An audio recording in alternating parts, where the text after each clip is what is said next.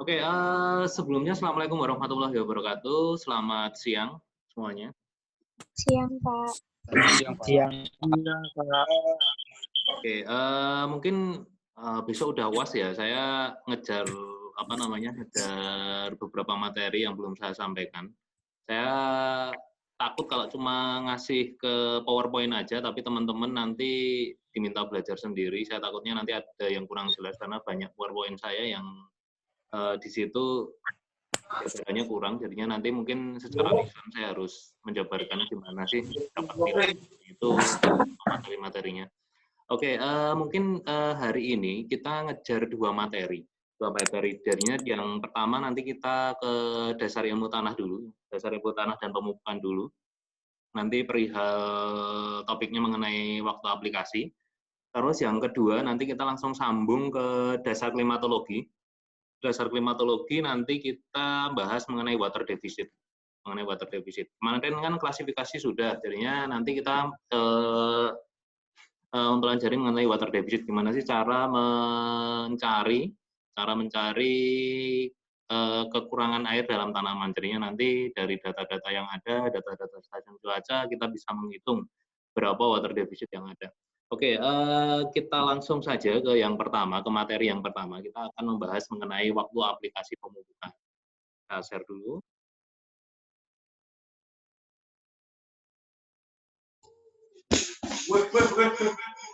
Oke, semua udah bisa melihat di screen-nya masing-masing? Sudah, Pak. Sudah, Pak. Sudah, Pak. Oke, terima kasih. Oke, teman-teman, kita hari ini kita membahas mengenai waktu aplikasi pemupukan. Jadinya di sini kita akan mengetahui apa sih waktu yang tepat untuk melakukan pemupukan di tanaman. Karena kan di sini kan kita tahu sendiri kalau pemupukan itu memakan biaya sekitar 60% dari biaya perawatan. Ya, jadinya biayanya paling besar di sini. Kalau istilahnya kalau cost-nya di perusahaan itu paling besar karena nilai pupuk itu kan sangat besar, sangat tinggi, sehingga kita harus mengetahui waktu yang tepat kapan kita harus melakukan pemupukan. Nah, di sini poin-poin penting dalam waktu pemupukan itu apa aja sih? Yang pertama adalah menilai waktu penyerapan tanaman. Jadinya kita harus tahu waktu yang tepat tanaman itu menyerap hara atau membutuhkan hara. Jadinya waktu-waktu kapan sih tanaman itu membutuhkan pupuk atau haranya, jadinya kita harus tahu di sini. Jadinya poin pentingnya yang pertama adalah menilai waktu penyerapan tanaman. Jadi masing-masing tanaman itu mempunyai waktu tersendiri. Waktunya tersendiri, jadinya dari masing-masing tanaman dia memiliki waktu penyerapan yang berbeda-beda, sehingga kita harus mengetahui secara spesifik tanaman tersebut untuk melakukan penyerapan itu waktunya yang tepat itu kapan gitu. Namanya masa vegetatif di umur sekian atau 10 bulan setelah tanam atau 11 bulan setelah tanam. Nah, itu masing-masing tanaman itu mempunyai waktu tersendiri. Yang kedua, itu adalah menilai dinamika pasokan hara tanaman. Jadinya di sini dalam pentingnya waktu pemupukan, poin pentingnya yang kedua adalah menilai dinamika pasokan hara tanaman. Kita biasanya membagi waktunya, jadinya dinamika pasokan haranya. Jadinya umpamanya di kelapa sawit untuk tanah mineral umpamanya, kita bagi menjadi dua. Dalam 1 tahun diaplikasikan 2 kali, semester 1, semester 2. Ada juga untuk tanah-tanah yang berpasir di tanaman kelapa sawit dibagi menjadi 3. Ada semester 1A, semester 1B, terus semester 2. Nah, itu kan dalam 1 tahun 3 kali. Nah, itu adalah dinamika pasokannya juga harus disesuaikan karena masing-masing jenis tanah akan mempengaruhi kapan pasokan yang pas untuk tanaman tersebut. Yang ketiga itu adalah mengenali dinamika hilangnya unsur hara tanah. Nah, di sini kita harus tahu potensi hilangnya hara dalam tanah, baik itu runoff, penyebabnya runoff ataupun leaching ataupun menguap. Nah, itu dinamika hilangnya kita juga harus tahu. Kita harus pelajarin dulu kapan dinamika hilangnya unsur hara tanah tersebut. Nah, itu poin-poin yang terpenting. Yang keempat itu kita untuk mengevaluasi logistik pada operasi lapangan. Jadinya kan ketersediaan pupuk, terus aplikasi pemupukan, apakah itu benar atau salah, itu kita harus evaluasi di sini dalam waktu pemupukan itu. Poin-poin penting dalam waktu pemupukan. Karena evaluasi ini akan mempengaruhi aplikasi atau operasional pemupukan di lapangan untuk pada akhirnya nantinya. Oke, yang terakhir, yang kelima, poin penting dalam waktu pemupukan adalah pilihan praktis waktu pemupukan. Jadinya nanti hasil akhirnya dari pemilihan waktu pemupukan itu adalah waktu yang paling praktis yang digunakan untuk pemupukan, baik itu sebelum tanam, saat pembungaan, atau saat pembuahan, dan lain-lain. Karena waktu-waktu ini kan kita harus tentukan untuk untuk tanaman jagung. Nah, kita harus di masa-masa vegetatif, sebelum tanam kita harus beri pupuk apa, nah, itu semuanya harus ada sendiri-sendiri. Tanaman tebu, kita sebelum tanamnya kita harus kasih pupuk dasar apa. Tanaman kelapa sawit, sebelum tanamnya kita harus beri pupuk apa. Itu semuanya nantinya kita akan memiliki yang namanya pilihan praktis waktu pemupukan. Jadi masing-masing tanaman memiliki nilai-nilai praktis dalam penentuan waktu pemupukan. Nah, ini untuk waktu aplikasi pupuk sendiri, itu adalah pemilihan waktu yang tepat merupakan kunci utamanya tercapainya efisiensi pemupukan yang maksimal. Jadinya pemilihan waktu ini merupakan capaian untuk mengefisiensikan pemupukan yang maksimal. Jadinya pupuk itu diserap tanaman secara maksimal, terus tidak terjadinya atau hilangnya pupuk akibat run-off, leaching, ataupun menguap. Nah, dan di situ adalah mencapai targetnya yang terakhir. Target untuk tanamannya. Jadinya tidak terjadi kompetisi di situ. Yang kedua, itu adalah waktu aplikasi harus memperhatikan kondisi curah hujan dan kebutuhan tanaman. Jadinya waktu aplikasi itu harus melihat kondisi tanamannya. Jadinya seperti contohnya, umpamanya tanaman itu butuhnya cuma 1 kilo. Jadinya 1 kilo itu apakah langsung bisa diserap secara total oleh tanaman tersebut atau setengah-setengahnya. Umpamanya dia butuhnya 1 kilo dalam 1 tahun, tetapi dia tidak bisa menyerap 1 kilo itu dalam 1 semester. Otomatis 1 kilo itu bisa dibagi 2 semester. Semester 1 kita kasih setengah kilo, semester 2-nya setengah kilo. Jadi dalam 1 tahun total dia membutuhkan 1 kilo. Nah, itu makanya kita harus memperhatikan kondisi curah hujan dan kebutuhan tanaman. Di sini kalau perihal curah hujannya biasanya pengaplikasian pupuk itu menghindari bulan-bulan kering. Bulan-bulan kering itu adalah yang musim-musim kemarau, yang curah hujannya sangat sedikit. Nah, biasanya dimulai pemupukan itu adalah di awal musim penghujan atau di akhir musim penghujan. Dan dihindari lagi itu adalah pada saat curah hujan tertinggi atau pada saat bulan-bulan basah tertinggi. Nah, di situ umpamanya musim puncaknya hujan, ya jangan aplikasi pupuk pada saat itu, karena apa? Nanti akan hilang. Otomatis umpamanya kita aplikasi pagi, umpamanya pagi ini kita aplikasi, ternyata siangnya hujan. Nah, kita itu sama juga kita membuang pupuk, karena nanti akhirnya akan terjadi run-off. Ada juga yang terjadi leaching, hilang karena run-off tersebut. Nah, yang ketiga, pupuk itu diaplikasikan pada kondisi yang lembab, yang umumnya pada awal dan akhir musim penghujan. Jadinya di sini mungkin sebagai catatan saja, aplikasi pupuk itu yang penting adalah kondisinya pada saat kondisi tanah itu lembab, ya lembab, bukan basah atau becek, itu bukan, tapi lembab. Yang penting lembab. Yang umumnya itu terjadi di awal musim penghujan ataupun akhir musim penghujan. Tetapi kalau untuk yang areal-areal beririgasi teknis, misalnya di musim kemarau pun dia bisa melakukan irigasi sehingga tanahnya bisa dalam kondisi lembab, itu juga bisa dilakukan. Jadi tergantung dari kondisi tanahnya. Yang intinya adalah di situ. Kondisi tanah lembab, nah itu yang paling bagus, kondisi yang paling bagus untuk dilakukan pemupukan. Jangan pada saat tanah tergenang ataupun pada saat tanah yang sangat kering. Oke, ini mungkin kemarin udah ada ya pola umum tipe hujan di Indonesia. Jadinya nanti gini teman-teman, kan di Indonesia ada 3 tipe hujan, ada yang ekuatorial, monsoon, ataupun lokal. Nah, nanti coba dilihat kalau teman-teman mendapati grafik seperti ini yang ada di pola ekuatorial. Nah, otomatis teman-teman menghindari aplikasi pupuk di pertengahan tahun. Kenapa? Di pertengahan tahun pasti akan terjadi curah hujan yang kecil, sehingga kelembaban tanah kelembaban tanah kurang ya, istilahnya kalau kering lah. Nah, otomatis teman-teman juga harus menghindari yang bulan-bulan yang terlalu basah atau curah hujan yang sangat maksimal. Dan ya di situ intensitas hujan tinggi, yaitu di bulan pokoknya kalau di ekuatorial kita bisa lihat di sini di bulan November, di bulan Maret. Nah, ini kita hindari. Kita hindari karena di situ nanti potensinya kita aplikasi ada hujan di siang hari ataupun di malam hari. Nah, itu pun sebenarnya bisa kita prediksi. Kita prediksi apakah akan terjadi hujan ke depannya. Kan kita bisa lihat sebaran awan sama kecepatan angin sebenarnya dari situ. Dari prediksi cuaca harian ataupun cuaca mingguan. Nah, di situ kita bisa memperkirakan kapan sih waktu yang tepat untuk dilakukan pemupukan. Nah, kalau kondisinya seperti ini yang monsoon ini, nah, kita juga tetap menghindari yang bulan-bulan kering ini, kita hindari.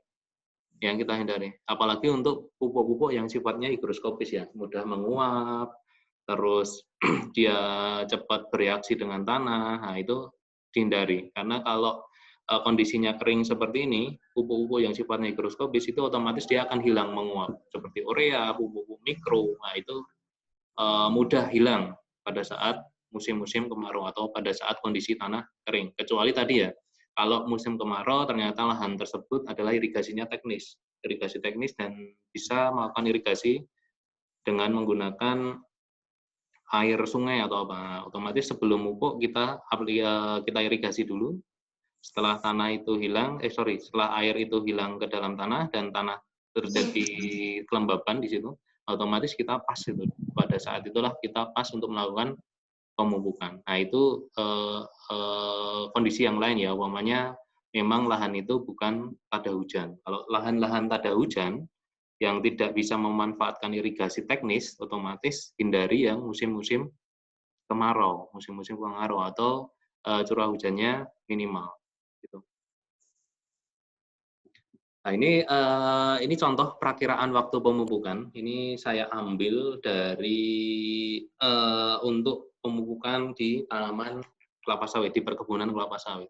Ini setelah melakukan biasanya kita melakukan prediksi per 5 tahunan, prediksi per 5 tahun atau per 10 tahun. Dari data-data cuaca 10 tahun kita olah dan kita akan membagi kapan bulan aplikasi pemupukan yang tepat.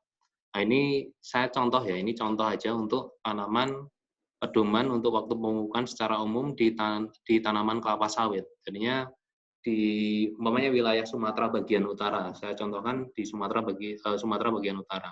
Semester 1 itu dilakukan pemupukan di bulan Februari sampai dengan April. Sedangkan semester 2 itu adalah di Agustus sampai dengan November.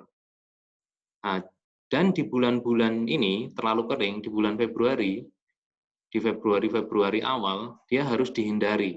Kenapa? Di situ terjadi musim kemarau atau curah hujannya tidak memungkinkan. Jadi otomatis Februari awal dia harus dihindari untuk melakukan pemupukan.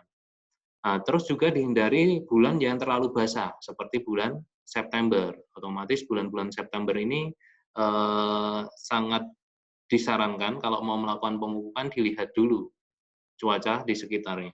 Gitu. Ini untuk Sumatera bagian utara.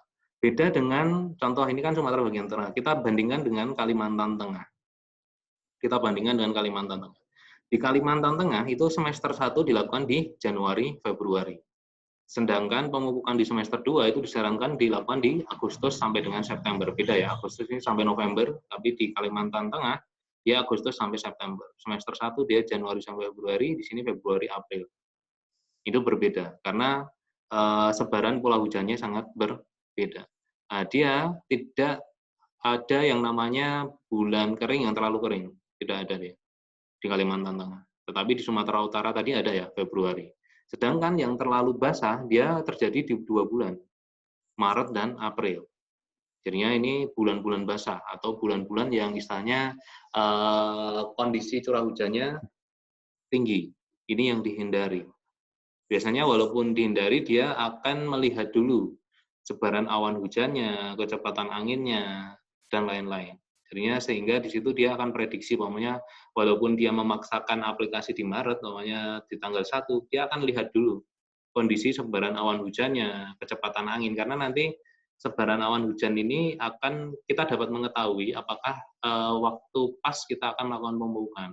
Terus kecepatan angin mempengaruhi apa? Kalau angin itu semakin cepat kecepatannya, itu otomatis dia akan cepat menggeser yang namanya awan hujan ini. Nah, itu bisa diprediksi dari situ, dari kecepatan angin. Oke, ini yang lainnya seperti di Papua, contoh di Papua. Di Papua dia di semester 1 di Januari Februari dan semester 2-nya di Juli Agustus. Bulan yang terlalu basah dia dihindari di bulan November. Nah, ini saya bagi beberapa wilayah dari hasil prediksi data 5 tahunan atau 10 tahunan ke belakang dari hasil stasiun cuaca yang ada. Sehingga bisa menyimpulkan kapan waktu yang pas atau bukan waktu yang pas untuk melakukan pemupukan. Ini khusus yang untuk kelapa sawit, tanaman kelapa sawit. Ya, nanti kalau tanaman tebu, tanaman jagung, atau tanaman yang lain, nanti kita bisa lihat lagi dari sebaran curah hujannya, dari pola-pola curah hujan. Gitu. Nah, ini untuk dasar pertimbangan curah hujan dalam aplikasi pupuk, ini adalah dasar-dasarnya. Kapan sih waktu yang pas, kapan sih segera dilakukan pemupukan, kapan sih waktu segera dihentikan pemupukan. Nah, ini adalah dasar-dasar pertimbangannya untuk aplikasi pemupukan. Yang pertama itu adalah aplikasi pupuk itu dihentikan segera apabila 7 hari berturut-turut tidak terjadi hujan. Jadinya gini, umpamanya ada hujan di hari Minggu ini ada hujan. Dan ternyata ke depannya Senin, Selasa, Rabu, Kamis, Jumat, Sabtu, Minggu itu nggak terjadi hujan. Otomatis di Senin depannya lagi itu tidak disarankan untuk dilakukan pemupukan. Jadinya kalau 7 hari berturut-turut tidak terjadi hujan, itu disarankan aplikasi pupuk itu dihentikan, ya, untuk lokasi-lokasi yang tak ada hujan, ya, untuk lokasi-lokasi yang tak ada hujan. Kecuali kalau yang bukan lahan yang tak ada hujan bisa dilakukan irigasi secara manual ataupun mekanis, itu nggak masalah. Tetapi kalau cuma mengandalkan curah hujan, kelembaban tanah itu hanya mengandalkan curah hujan aja, apabila 7 hari berturut-turut tidak terjadi hujan, ya aplikasi pupuk dihentikan. Itu disarankan gitu. Karena apa? Kalau 7 hari berturut-turut sudah tidak ada hujan, otomatis lengas tanah di situ atau kelembapan tanah di situ itu sudah habis. Nah, nanti kalau kita aplikasikan pupuk lagi di situ akan terjadi penguapan. Istilahnya sia-sia.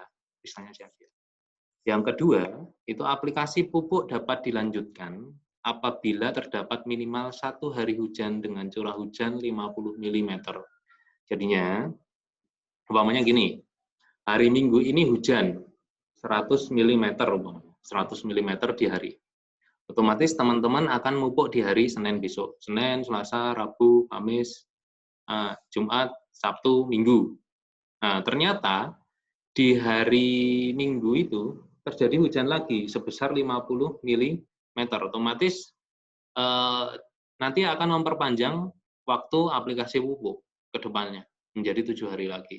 Tetapi kalau ya dari hari Minggu hari ini hujan, terus 7 hari sampai minggu depannya tidak terjadi hujan, Senin ke depannya lagi itu tidak dilakukan pemupukan. Tetapi kalau ternyata di minggunya itu terjadi hujan, itu memperpanjang waktu aplikasi pupuk dengan catatan minimal 1 hari itu terjadi curah hujan 50 mm. Oke.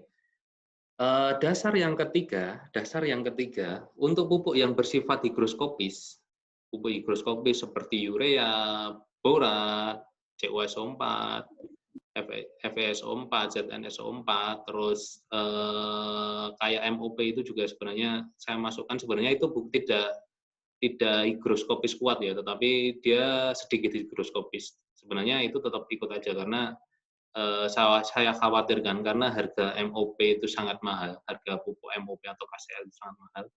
Lebih baiknya kayak pupuk MOP itu dimasukkan ke higroskopis saja. Tetapi sebenarnya kalau secara tingkat higroskopis dia hanya sedikit higroskopis, tidak seperti urea. Jadinya untuk pupuk-pupuk yang bersifat higroskopis, aplikasi pupuk itu segera dihentikan apabila dalam 3 hari berturut-turut tidak ada hujan. Jadinya beda dengan pupuk non higroskopis itu kan sampai batasnya adalah 7 hari. Tapi kalau untuk pupuk-pupuk yang bersifat higroskopis, dia kalau 3 hari berturut-turut tidak ada hujan itu wajib dihentikan. Jadinya kayak pupuk urea, terus ZA, terus borat, dan pupuk mikro yang lain, kalau sifatnya higroskopis, pupuk itu sifatnya higroskopis, tidak ada hujan 3 hari berturut-turut, ya dihentikan. Contoh umpamanya hari Minggu ini hujan, otomatis hari Senin teman-teman, hari Senin, Selasa, Rabu teman-teman akan menjadwalkan pemupukan urea. Oke, Senin, Selasa, Rabu tidak terjadi hujan, tetapi tetap bisa aplikasi pupuk. Tetapi kalau hari Kamisnya tidak terjadi hujan, otomatis teman-teman nggak boleh melakukan aplikasi pupuk yang pupuk higroskopis seperti urea dan kawan-kawan, gitu ya. Urea dan lain-lain. Jadinya tidak boleh diaplikasikan di hari Kamis karena apa? Senin, Selasa, Rabu sudah tidak terjadi hujan, sehingga hari Kamisnya itu pupuk higroskopis harus segera dihentikan. Gitu.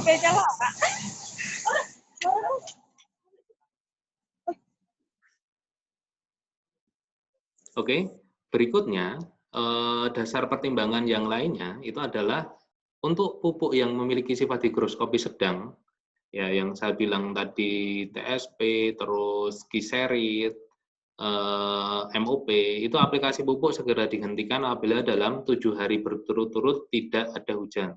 Ya, jadinya seperti poin nomor 1 tadi, seperti poin nomor 1 ini ya. Aplikasi pupuk dihentikan segera apabila 7 hari berturut-turut tidak terjadi hujan. Nah, yang higroskopis sedang ini sama seperti poin 1. Yang berikutnya, pupuk yang tidak memiliki sifat tidak mudah menguap dapat diaplikasikan pada musim kering. Contoh, pupuk yang tidak memiliki sifat tidak mudah menguap seperti RP, TSP, ataupun dolomit itu bisa diaplikasikan pada saat musim kering. Itu tidak masalah karena dia tidak akan terjadi penguapan. Ya, jadinya pupuk-pupuk yang tidak mudah menguap itu bisa diaplikasikan pada musim-musim kering atau musim-musim kemarau. Gitu, karena dia tidak mudah hilang. Beda dengan pupuk yang sifatnya higroskopis atau higroskopis sedang, itu dia harus mengacu pada kelembaban tanah dan curah hujan. Yang berikutnya, dasar pertimbangan berikutnya adalah hindari aplikasi pupuk pada kondisi setelah hujan lebat. Ya, dengan curah hujan lebih dari 70 mm dalam 1 hari. Contoh, di sini di sini contohnya seperti ini. Umpamanya hari Minggu ini hujannya sekitar 60 mm. Otomatis hari Senin, Selasa, Rabu kita masih bisa pupuk. Ternyata hari Kamis itu ada hujan sekitar 110 mm. Ya, hari Kamis ternyata ada hujan 110 mm. Otomatis hari Jumat itu teman-teman tidak boleh pupuk. Ya, teman-teman tidak boleh pupuk. Kenapa? Dikhawatirkan di hari Jumat ini kondisi tanah di lahan atau kondisi tanah di lahan pertanian atau perkebunan itu sangat-sangat lembab, ya sangat-sangat lembab.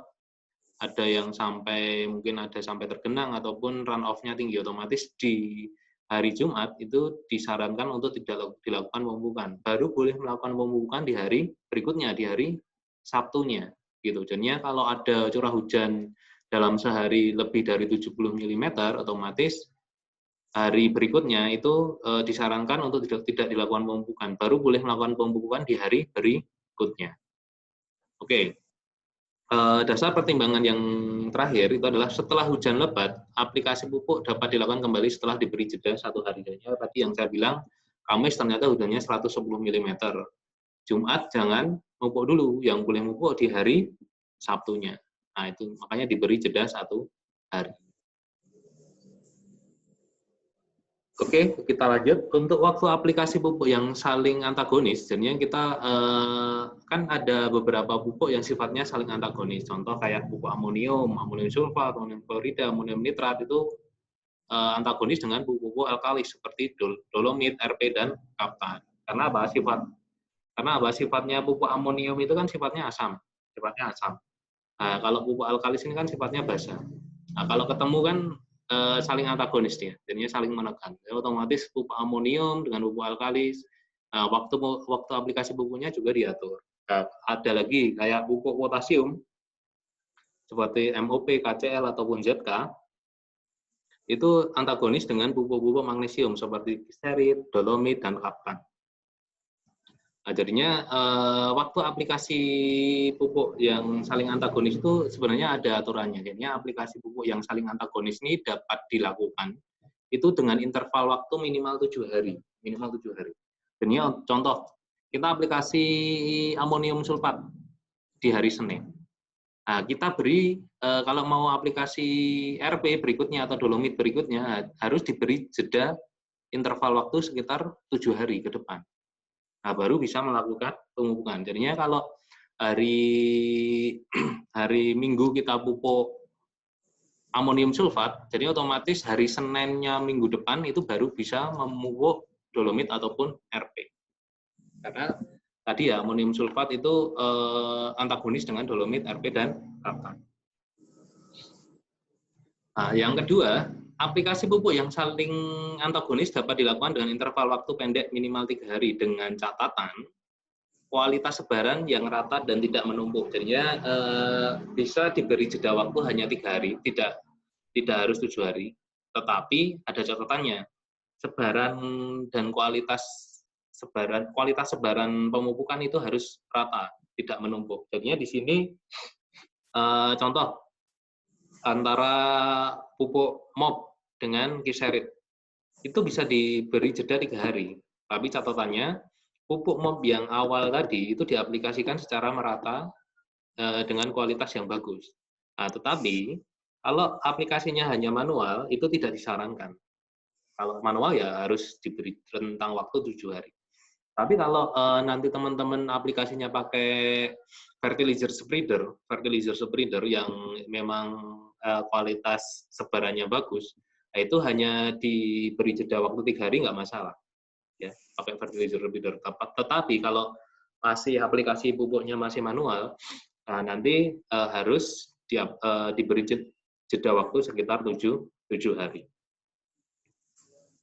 Nah, ini frekuensi pemupukan, di frekuensi waktu pemupukan ini.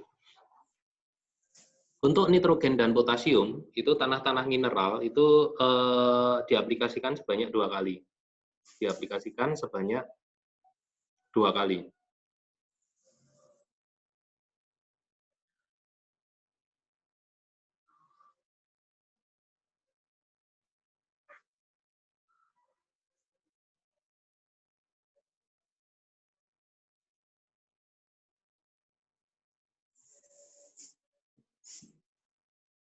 Untuk frekuensi pemupukan sendiri di nitrogen dan potasium, ini frekuensi pemupukannya untuk tanaman-tanaman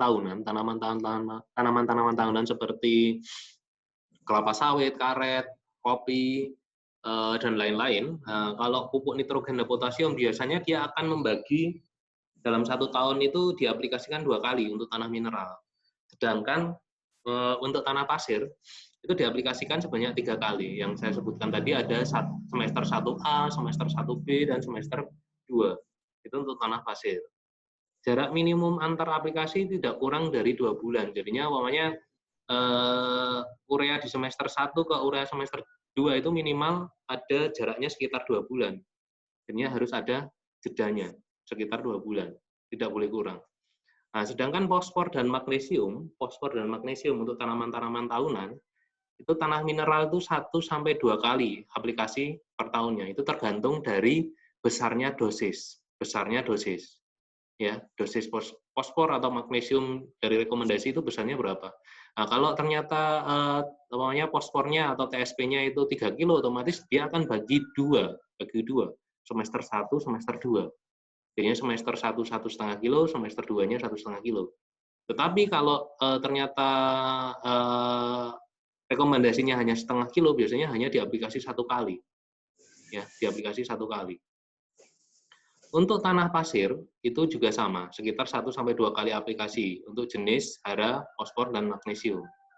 Nah, 1 kali 2 aplikasi pupuk disesuaikan dengan besarnya dosis rekomendasi yang saya bilang tadi. Kalau dosisnya hanya kecil sekitar 0,5-0,75 kilo, nah itu per pohon itu biasanya cuma diaplikasikan 1 kali. Tetapi kalau udah dosis besar, umpamanya 2 kilo, nah, umpamanya 2 kilo, dia akan bagi menjadi 2, semester 1, semester 2, untuk jenis hara yang fosfor dan magnesium.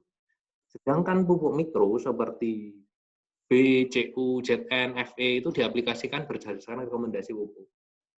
Nah, di sini tergantung dari apakah direkomendasi pupuk dia direkomendasikan untuk hara-hara tersebut. Tetapi ini tergantung dari tanahnya. Yang pertama tergantung dari tanah, terus ketersediaan hara di tanah, sama yang kebutuhan tanaman. Nah, ada juga yang memang di 1 tahun itu tidak diaplikasikan pupuk-pupuk dengan kandungan hara ini. Karena apa? Sudah terpenuhi oleh ketersediaan hara di tanah, sehingga aplikasi pupuk tidak direkomendasikan. Ada juga yang direkomendasikan, tetapi kalau direkomendasikan, ini adalah termasuk dalam pupuk mikro yang jumlah kebutuhan haranya itu sangat kecil. Jadinya tanaman membutuhkan hara-hara B, CU, ZN, FE itu sangat kecil, sehingga dia dosisnya sangat kecil, sehingga dalam 1 tahun dia hanya diaplikasikan sebanyak 1 kali saja. Oke, untuk mengetahui waktu yang pas, tadi kan kita udah tahu poin-poin apa aja yang harus dilihat, pokoknya untuk waktu yang pas kapan kita melakukan pemupukan atau apa. Nah, itu kita perlu melakukan pemantauan cuaca untuk pemupukan. Jadi ya minimal ada ombrometer, ya. Kenapa ada ombrometer? Nah, ini kita bisa melihat curah hujannya. Tadi yang syaratnya harus kalau ada curah hujan lebih dari 70 mm harus dihentikan, diberi jeda waktu 1 hari, tidak dilakukan pemupukan. Nah, itu kita harus tahu juga dari sini, dari stasiun cuaca ini, baik itu menggunakan ombrometer ataupun menggunakan AWS. Ya.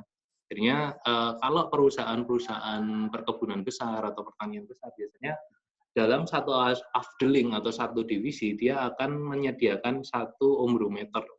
Dia untuk memantau curah hujannya, dia untuk menentukan kapan aplikasi pupuk yang pas, apakah dia harus beri jeda 1 hari, apakah setelah 7 hari tidak ada hujan dia harus stop pupuk. Nah, itu dia akan mengkantornya dari hasil-hasil pemantauan curah hujan dari stasiun cuaca tersebut.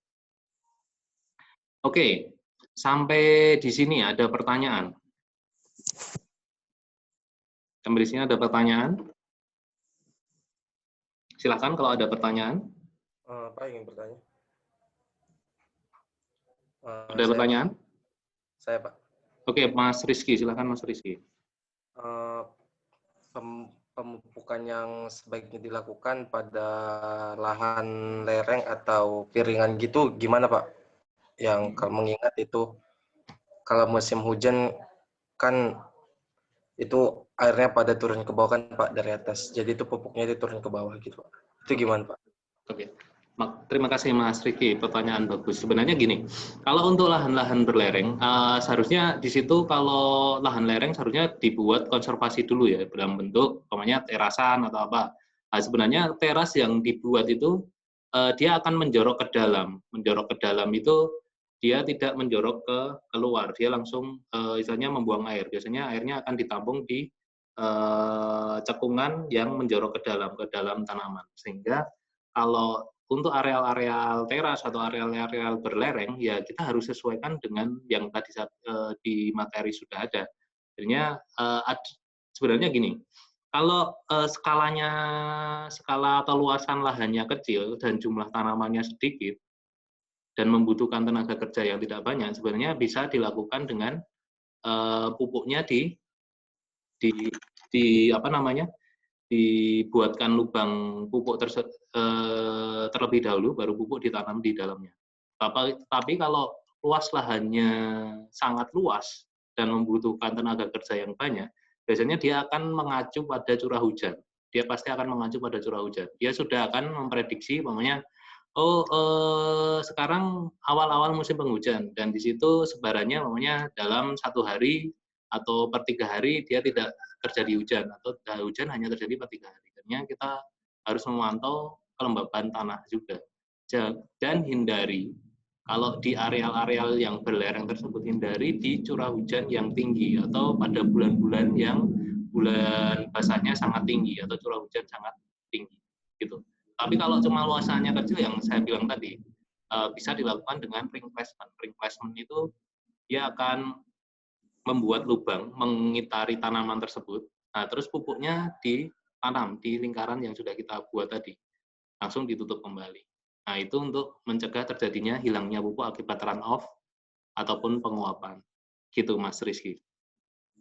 Baik, Pak. Terima kasih. Oke. Oke, ada yang lain?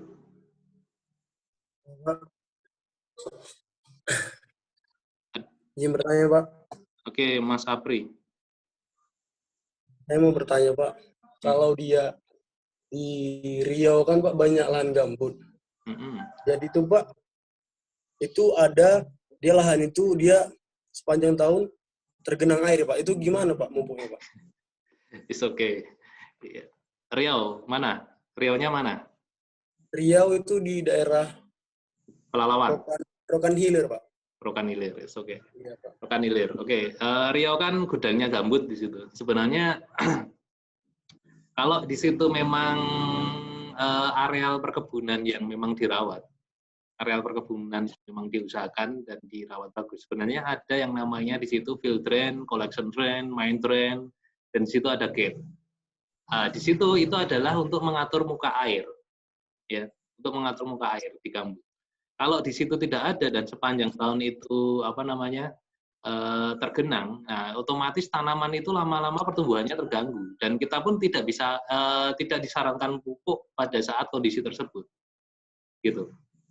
Jadinya yang pertama yang harus dilakukan pada kondisi tanah-tanah gambut yang tergenang terus-menerus ya seharusnya diperbaiki dulu water manajemennya. Artinya dibuat yang saya bilang tadi ada field drain, collection drain, main drain, terus gate. Nah, itu untuk berfungsi untuk mengatur muka air yang disarankan. Sebenarnya pemerintah itu sudah ada mengeluarkan peraturan muka air tanah di gambut itu minimal 50 cm dari permukaan tanah, minimal 50 sampai 40 cm dari permukaan tanah. Nah, kalau udah tergenang, jadinya itu yang masalah adalah water manajemennya. Nah, kalau kita mau paksa untuk aplikasi di kondisi tersebut, ya sama juga kita buang-buang pupuk aja, percuma. Yang pertama diperbaiki adalah water management. Karena apa? Di gambut itu pun pH-nya kan pH rendah. Nah, untuk pemupukan di lahan gambut itu perlu mengatur pH-nya terlebih dahulu. Biasanya untuk rekomendasi pemupukan di tanah-tanah gambut untuk tanaman-tanaman kelapa sawit itu biasanya dia akan netralkan dulu dengan aplikasi kaptan.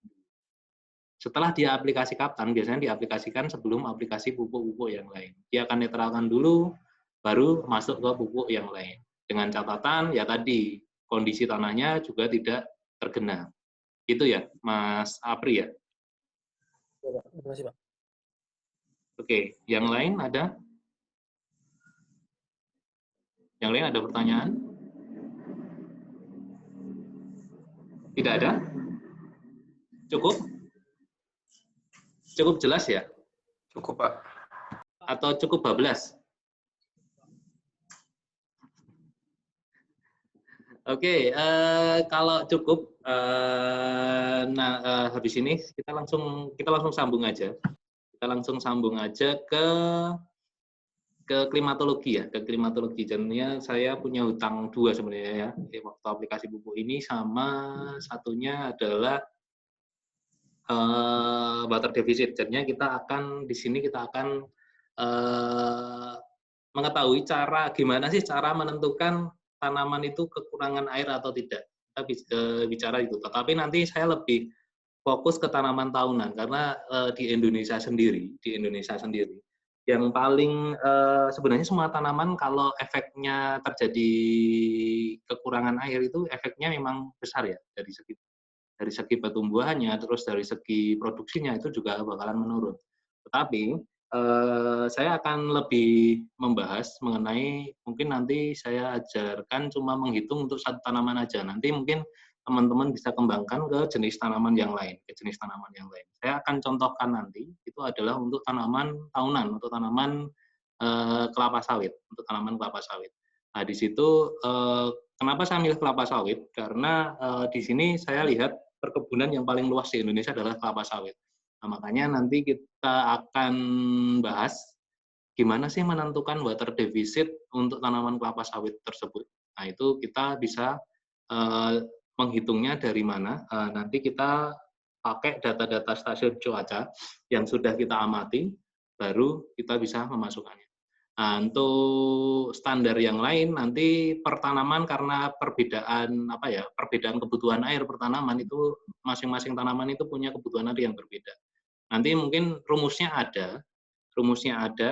sama persis, tetapi nanti evapotranspirasinya terus kebutuhan airnya itu sangat berbeda. Jadinya nanti cuma tinggal diganti standarnya aja kalau mau beda komoditas tanaman. Oke, saya share punya dulu.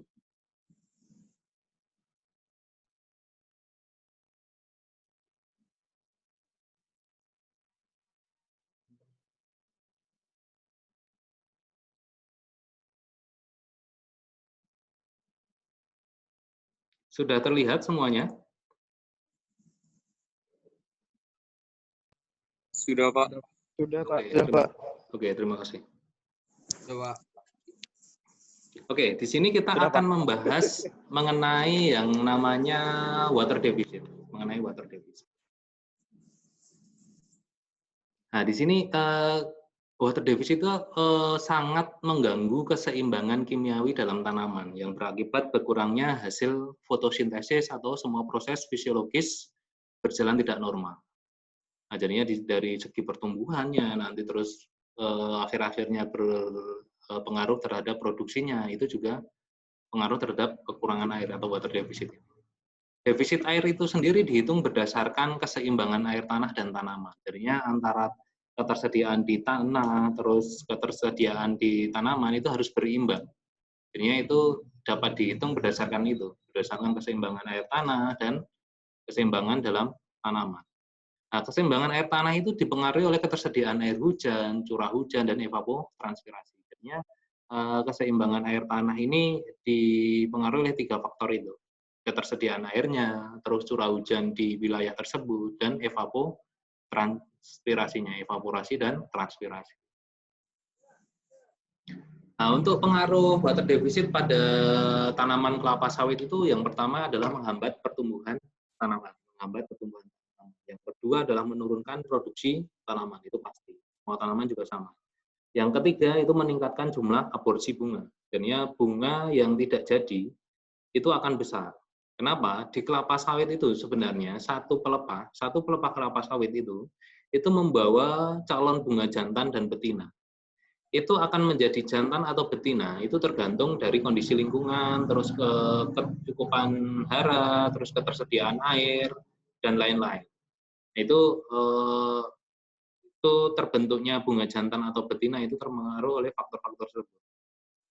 Bisa juga jantan dan betina itu terjadi aborsi, karena umpamanya pengaruh kekeringan tersebut, terjadi aborsi bunga. Makanya kalau teman-teman lihat di tanaman kelapa sawit, ada tanaman yang satu pelepahnya itu tidak ada bunga jantannya atau bunga betinanya atau buahnya, itu berarti di pelepah tersebut terjadi aborsi bunga atau pengguguran bunga. Yang keempat itu adalah menurunkan nilai OR atau rendemen minyaknya. Ya, rendemen minyaknya. Semakin dia mengalami water deficit yang besar atau kekurangan air yang tinggi, itu dapat menurunkan kadar minyak dalam buahnya atau menurunkan nilai OR-nya. Oil extraction ya. Yang berikutnya, kemampuan tanah dalam mengikat air atau water holding capacity itu tergantung dari kandungan liatnya, dan teksturnya.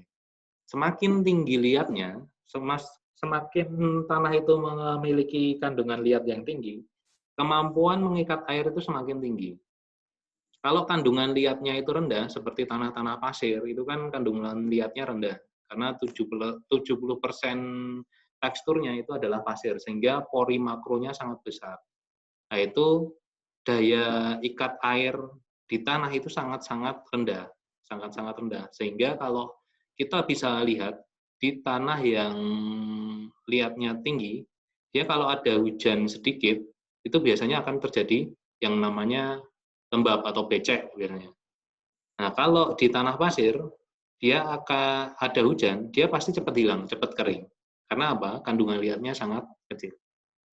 Berikutnya bahan organik. Semakin tinggi bahan organik, kemampuan tanah mengikat air atau menyimpan air itu semakin tinggi. Kalau di tanah itu bahan organiknya rendah, ya daya ikat air di tanah itu juga semakin rendah. Topografi. Nah, topografi ini juga akan berpengaruh kepada apa? Dari ketinggian, terus dari kemiringan lereng, itu juga sangat berpengaruh. Kalau untuk lereng-lereng yang terjal, biasanya kan dia cepat menurun ya, dia cepat hilang, airnya cepat hilang. Beda dengan areal-areal datar atau areal-areal yang cekung. Itu berbeda. Sehingga topografi ini juga mempengaruhi kemampuan tanah dalam mengikat air. Jadi jenis-jenis tanah dalam mengikat air itu dipengaruhi oleh 3 ini. Kandungan liat, bahan organik, dan topografi. Nah, ini untuk data-data meteorologi yang dibutuhkan untuk menghitung water deficit itu adalah ketersediaan air. Yang pertama adalah ketersediaan air. Yang pertama, yang kedua itu curah hujannya berapa. Yang ketiga itu adalah evapotranspirasi. Alatnya apa aja? Ya alatnya seperti ini, AWS. Semuanya AWS, kita lihatnya dari apa? Ombrometernya. Terus dari ombrometer kita bisa mengetahui berapa curah hujannya. Nah, dari situ kita juga bisa mengetahui apa evaporasinya dengan cara menggunakan apa panci evaporasi. Ini yang namanya panci evaporasi. Ini untuk menghitung berapa kecepatan penguapan air. Nah, untuk transpirasi sebenarnya transpirasi itu lebih ke alat-alat yang tanaman. Biasanya dia dimasukkan atau di tanaman itu dilukai, baru dimasukkan alat ke dalam, kita bisa mengetahui berapa nilai transpirasinya. Tetapi kalau tidak memiliki alat tersebut, biasanya dia akan ada standarnya. Setiap tanaman punya standar transpirasinya. Jadinya nanti nilai evapotranspirasinya biasanya sudah ada standar di masing-masing. Jadinya data yang ada untuk stasiun-stasiun ini yang diambil adalah yang pertama adalah data curah hujan. Data curah hujan yang ada di stasiun ini. Oke, kita bahas satu-satu. Tadi kan kita akan kalau mau menghitung water deficit tadi kita harus mengetahui ketersediaan air. Kedua, kita harus mengetahui evapotranspirasinya. Nah, untuk ketersediaan air tanah sendiri itu maksimum 200 mm ya. Ketersediaan air tanah itu maksimum adalah 200 mm atau kemampuan maksimal tanah menahan air itu hanya 200 mm. Itu maksimal. Jadi dalam tanah itu pori makro dan mikro itu terisi semua itu maksimum adalah 200 mm. Itu standarnya. Nah, untuk rumusnya, untuk rumus ketersediaan air itu adalah seperti berikut. K sama dengan CH itu adalah curah hujan ditambah dengan cadangan akhir bulan lalu. Cadangan air di akhir bulan lalu, itu CB, dan dikurangi ET atau evapotranspirasinya, itu ketemu ketersediaan air. Untuk keseimbangan air sendiri atau ketersediaan air itu sendiri, itu kalau keseimbangan air itu berlebih atau lebih dari 200 mm, itu akan terjadi drainase. Drainase itu adalah aliran keluar ya, jadinya pori mikro dan makronya udah penuh dengan air di tanah tersebut, dia akan terjadi aliran permukaan atau drainase atau banjir. Nah itu kalau curah hujannya lebih dari 200 mm atau di pori makro dan mikro itu sudah terisi penuh atau K-nya lebih dari 200 mm. Kalau keseimbangan airnya antara 1 sampai 200 mm itu dia istilahnya pori dan mikro itu terjadi keseimbangan. Jadi tidak terkurang, tidak berlebih. Tidak kurang, tidak lebih. Itu untuk keseimbangan air dengan nilai 1 sampai 200 mm. Sedangkan keseimbangan air kurang dari 0 mm itu terjadi water deficit. Ini yang namanya terjadi water deficit pada kondisi seperti itu. Kalau nilai keseimbangan air itu kurang dari 0 mm. Ya, itu terjadi water deficit pada kondisi tersebut. Ya. Oke. Data berikutnya yang kita akan lihat atau yang kita ambil dari stasiun cuaca itu adalah data curah hujan. Yang diambil adalah jumlah hari hujan, hari per bulan, sama total hari hujan per bulannya. Atau curah hujan dalam 1 bulan, milimeter per bulan. Kalau hari hujan, berapa hari per bulan.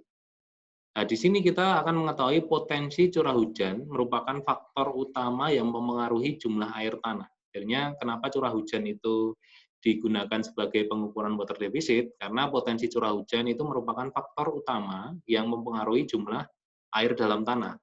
Ya, jumlah air dalam tanah. Kecuali kalau lahan-lahan yang beririgasi, atau biasanya orang akan melakukan irigasi secara manual atau mekanis dengan sumur bor atau dengan mengandalkan aliran sungai, itu beda lagi. Tetapi kalau memang potensinya curah hujan saja, otomatis water deficit itu merupakan perhitungannya, curah hujan itu merupakan faktor utamanya. Yang kedua, itu peranan air bagi tanaman. Nah, peranan air bagi tanaman itu sebagai proses metabolisme yang pertama, medium absorpsi unsur hara. Jadi kan di situ pasti ada nanti yang namanya reaksi kimia dalam penyerapan unsur hara, dan 60-70% komponen penyusun organ tanaman itu adalah air. Sekitar 60-70%-nya. Yang ketiga, kehilangan air dan cekaman air itu dapat menyebabkan kayak stagnasi pertumbuhan, terus perubahan fisiologis tanaman, dan kematian tanaman. Dan jumlah curah hujan yang sesuai untuk kelapa sawit itu sekitar 1.500 sampai 3.000 mm per tahun. Dengan catatan itu adalah dengan distribusi merata. Karena kelapa sawit menghendaki ketersediaan air sepanjang tahun. Ya, sepanjang tahun. Jadi mengapa di Jawa itu tidak bagus untuk kelapa sawit? Karena curah hujannya itu tidak terdistribusi secara merata. Ya, tipenya monsoon. Ya. Dia memiliki, kalau di Pulau Jawa beda dengan Sumatera dan Kalimantan. Di Pulau Jawa musim kemaraunya tegas, jadinya ada sampai 2-3 bulan tidak ada hujan. Kalau tanaman kelapa sawit selama 3 bulan lebih tidak terjadi hujan, pertumbuhannya akan terganggu. Produksinya terganggu, terjadi water deficit, yang tadi saya bilang otomatis aborsi bunga sangat tinggi, sehingga produksinya tidak akan maksimal dan pertumbuhannya tidak akan maksimal. Beda dengan di daerah Sumatera dan Kalimantan. Daerah Sumatera dan Kalimantan, distribusi curah hujannya itu sangat merata. Walaupun di situ terjadi bulan kering atau musim kemarau, dalam bulan itu pasti ada sekitar 7 kali atau 2 kali atau 3 kali dalam 1 bulan kemarau itu pasti ada hujan. Walaupun dengan curah hujan yang kecil. Tetapi dia akan merata, distribusinya merata. Beda dengan di Pulau Jawa yang musim kemaraunya atau bulan keringnya sangat tegas. Gitu. Nah, ini untuk evapotranspirasi, teman-teman. Evapotranspirasi adalah penguapan air melalui permukaan tanah, melalui tanaman. Evapotranspirasi itu adalah dari kata evaporasi dan transpirasi. Jadinya kalau evaporasi adalah penguapan air dari permukaan tanah, itu evaporasi. Transpirasi itu adalah penguapan air dari tanaman ke udara. Itu transpirasi. Nah, di sini ini adalah untuk rumus untuk menghitung evapotranspirasi potensial. Ya, ini untuk menghitung evapotranspirasi potensial. Nah, ini rumusnya KS dikali KC dikali dengan ETP potensialnya. Nah, dari sini evapotranspirasi potensial itu dari koefisien tanah. Ya, koefisien tanah itu nilainya 0 sampai kurang dari 1. Kalau koefisien tanahnya itu nilainya 1, itu pada saat kondisi jenuh air, tanah itu jenuh air.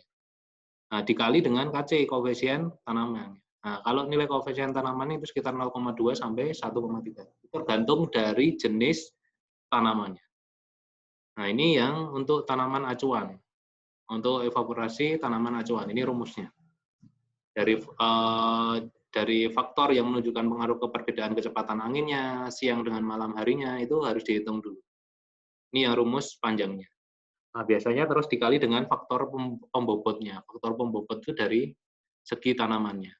Terus energi radiasi bersih yang berhasilkan evaporasi, jadinya ada yang ya seperti panjang penyinaran, lama penyinaran, itu juga akan berpengaruh terhadap radiasi. Jadi otomatis semakin intensitas penyinarannya semakin tinggi, evaporasinya akan semakin tinggi. Terus yang kedua adalah fungsi kecepatan air rata-rata. Nah, dari sini fungsi kecepatan angin itu juga akan mempengaruhi yang namanya evapotranspirasi. Ya, jadinya kecepatan angin dalam biasanya kilometer per hari itu berapa, jadinya rata-ratanya berapa, itu akan berpengaruh terhadap rata-rata evapotranspirasi. Kenapa? Semakin cepat anginnya, biasanya proses evapotranspirasi akan terjadi lambat. Kalau semakin lambat anginnya, dia evapotranspirasi akan semakin cepat. Itu kebalikannya. Jadinya untuk evapotranspirasi sendiri itu didasarkan dari jumlah hari hujan dalam setiap bulannya. Ya, berapa jumlah hujan setiap hari hujannya dalam setiap bulan dengan asumsi biasanya setiap tanaman mempunyai asumsi yang sendiri-sendiri. Ini saya contohkan. Biasanya untuk asumsi evapotranspirasi tanaman itu, namanya tanaman kelapa sawit itu berbeda dengan karet, berbeda dengan kopi, berbeda dengan jagung, berbeda dengan tebu dan lain-lain. Itu sangat berbeda. Jadinya punya nilai asumsi yang berbeda. Nah, ini contoh untuk asumsi yang untuk tanaman kelapa sawit. Nah, di tanaman kelapa sawit, evapotranspirasi itu terjadi evapotranspirasi sebesar 150 mm itu jika hari hujannya itu sama dengan 10 hari. Ya, sama dengan 10 hari atau kurang. Itu terjadi evapotranspirasi sebesar 150 mm. Sedangkan evapotranspirasi sebesar 120 mm itu jika hari hujannya lebih dari 10 hari. Ya, dalam 1 bulan. Jadinya kalau terjadi evapotranspirasi sebesar 150 mm itu terjadi apabila dalam 1 bulan tersebut itu tidak terjadi hujan dalam kurun waktu lebih dari 10 hari. Lebih dari 10 hari. Jadi otomatis dia akan mengalami evapotranspirasi sebanyak 150 mm.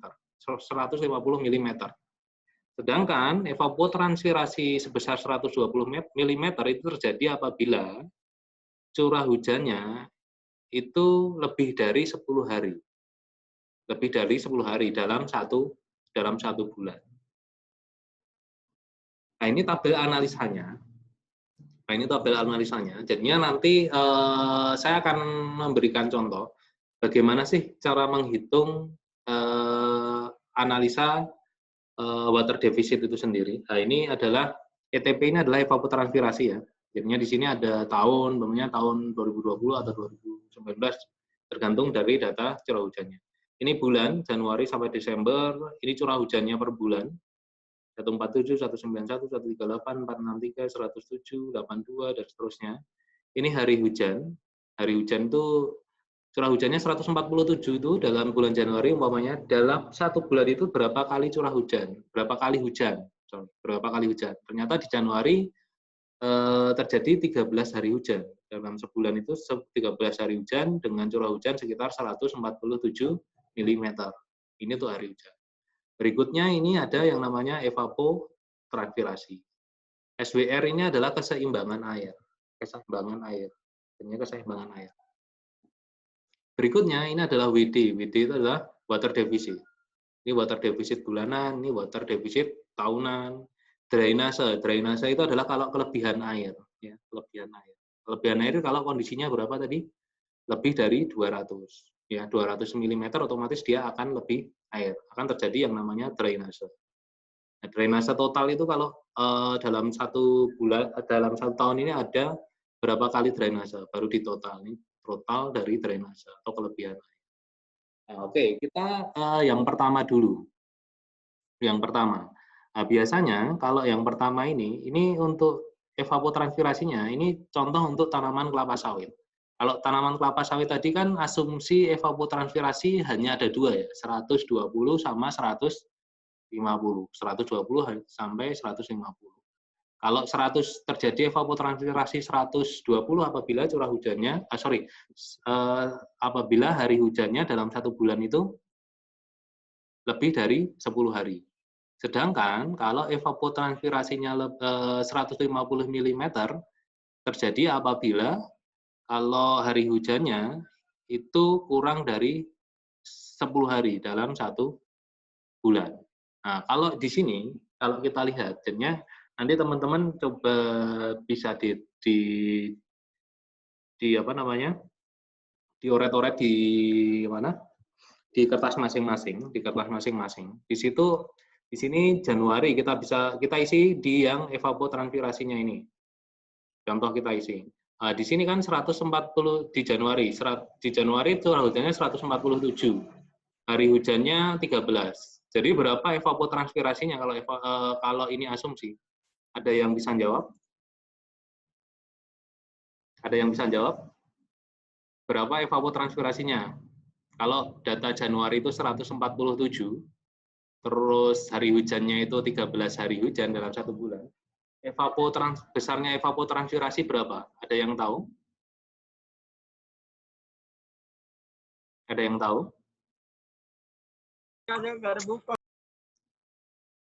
Ada yang tahu? Nggak ada? Oke. Masih kurang paham, Pak. Gimana? Masih kurang paham, Pak. Belum paham, Pak. Untuk rumusnya sendiri itu yang Oke. Tadi kan asumsi evapotranspirasinya, tapi kalau kita menggunakan rumus yang saya di slide sebelumnya, di slide ini kan sangat kompleks ya. Dia harus menghitung dari koefisien tanahnya, atau koefisien tanamannya, kecepatan angin, dan lain-lain. Tetapi semuanya tanaman itu punya asumsi evapotranspirasi. Nah, di sini saya contohkan untuk evapotranspirasi di tanaman kelapa sawit. Nah, di sini bisa dilihat ini untuk asumsi di evapotranspirasi di tanaman kelapa sawit. Evapotranspirasi sebesar 150 mm itu apabila apabila hari hujannya dalam 1 bulan itu kurang dari sama dengan 10 hari. Oke, jelas? Terus evapotranspirasi 120 mm itu apabila hari hujan dalam 1 bulan itu lebih dari 10 hari. Nah, saya tanya lagi nih. Kalau di sini di Januari itu hari hujannya 13 hari hujan dalam sebulan, itu evapotranspirasinya berapa? Lebih besar 120. Berapa? 120, Pak. Oke, benar Mas Apri, 120. Jadinya nanti di tabel ini ditulis 120. Oke, sekarang dicoret, diambil kertas, dicoret-coret di situ. Di Januari itu ditulis 120. Oke, kita lanjut lagi ke evapotranspirasi bulan Februari. Di bulan Februari itu ada 14 hari hujan. Jadi berapa evapotranspirasinya? 120 juga, Pak. Ya, 120. Jadinya Januari 120, Februari juga 120. Maret berapa? Masih sama, Pak. Soalnya masih di atas 10 hari hujannya, Pak. Ya, oke. Jadinya Maret tetap 120. April? Sama, Pak. April sama, 120. Sama, Pak. Mei? Di bawah 100, Pak. Nah, di bawah 100 itu berapa? Asumsi kita pakai tadi 150, berapa? 150. 150. Ya, Mei jadinya 150. Ditulis di situ 150. Oke, Juni masih 150. 50. Oke, itu sampai bulan September itu masih 150 terus. Juli, Agustus, September. Silahkan dioret-oret sendiri ya. Biar karena kalau nggak ngikut oret-oret nanti bingung pasti hitungannya. 150. Oke. Oktober sampai Desember itu berapa evapotranspirasinya? 120. 120. Oke, 120. Di situ ditulis semua. Oktober sampai Desember evapotranspirasinya 120. Oke. Nah, berikutnya kita akan menghitung yang namanya SWR. SWR itu adalah keseimbangan air. Keseimbangan air. Nah, SWR itu rumusnya apa? Ya. SWR itu rumusnya apa? SWR tadi adalah rumusnya ini, teman-teman. Di slide sebelumnya, kalau itu, Pak. Aku Zoom loh, Pak.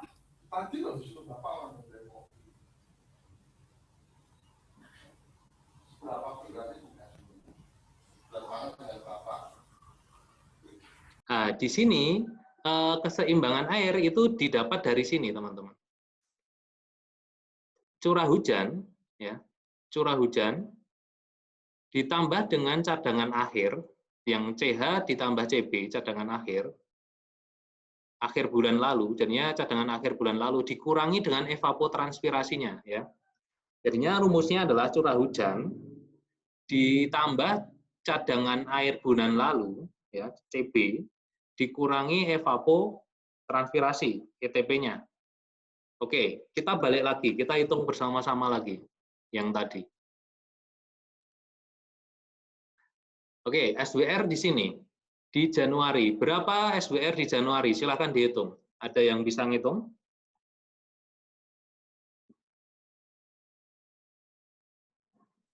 Untuk 140, Pak. sebelumnya, Pak, itu gimana? Kan itu CB itu curah hujan bulan sebelumnya kan, Pak? Cadangan bulan Bukan curah hujan bulan sebelumnya, cadangan air, bukan curah hujan bulan sebelumnya. Yang CB itu apa namanya? Cadangan air bulan sebelumnya.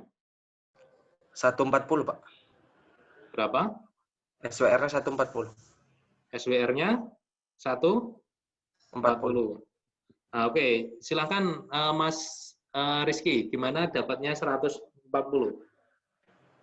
Itu rumus SWR itu sendiri itu curah hujan ditambah cadangan air bulan sebelumnya dikurang dengan evapotranspirasi pada bulan tersebut. Curah hujan pada bulan Januari di data tersebut yaitu 147. Nggak apa-apa, salah nggak apa-apa. Oke, salah nggak apa-apa, oke nggak apa-apa. 147 ditambah dengan, saya asumsikan itu curah cadangan air pada bulan Desember tahun sebelumnya itu 120.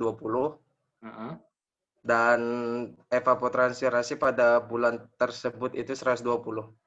Ketemunya 140. Kelupaan tadi, Pak, awalnya. Ya, Pak. Oke, kita hitung bersama. Nah, oke, gini. Ada yang lain? Ada yang lain? Nggak ada? Oke, kalau nggak ada gini.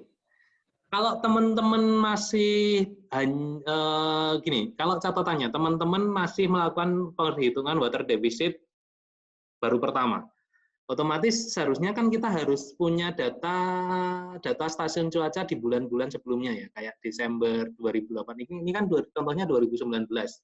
Nah, teman-teman harus punya data di Desember 2018 dan data-data curah hujan di 2018. Tetapi kalau ternyata teman-teman nggak punya dan ini baru dilakukan pertama, nah itu dianggap saja CB-nya itu, cadangan air bulan lalu, itu dianggap atau diasumsikan hanya 100 mm. Otomatis, kalau rumusnya tadi SWR itu adalah curah hujan ditambah cadangan air bulan lalu dikurangi evapotranspirasi, sehingga 147 ditambah 100, jadinya berapa? 247 kan? Ya kan? 247 itu dikurangi dengan berapa evapotranspirasi di bulan Januari? 150, Pak. Nah, berapa jadinya ketemunya? 127, Pak. 127. Oke, jadinya di Januari itu nilainya 127. Coba ditulis, teman-teman yang lain. Oke. Sudah? Oke, sekarang hitung yang Februari coba. Coba hitung yang Februari. Berapa nilai nilai SWR-nya?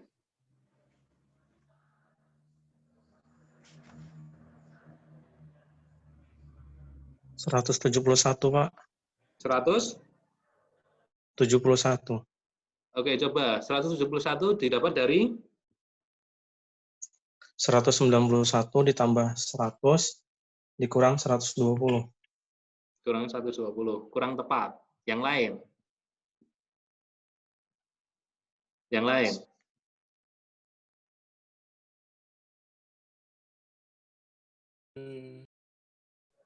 Yang lain ada?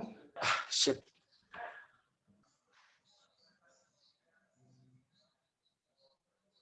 Ada yang lain? Udah ketemu?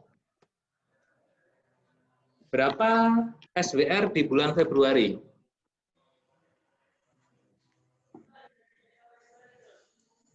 Ada yang ketemu yang lain? Angka yang lain yang beda? 198, Pak. Oke, 198. Gimana Mas Amran carinya? Untuk curah hujannya tadi 191, Pak. Ya, terus? Kemudian ditambah CB-nya 127 dari hasil yang telah dapat. Tadi Terus? kemudian dikurang 120, Pak. Ya, betul. Betul Mas Amran. Jadinya SWR di bulan Februari itu sebesar 198. Didapat dari curah hujan bulan Februari kan 191. Ditambah dengan CB atau cadangan atau SWR di bulan Januari itu sekitar berapa tadi? 127. Ketemunya kan 318. Baru dikurangi dengan evapotranspirasinya. Itu di Februari itu kan 120. Otomatis dikurangi 120. Ketemunya 198. Jelas? Atau ada yang masih bingung? Sampai sini ada yang masih bingung nggak? Jelas, Pak. Jelas ya?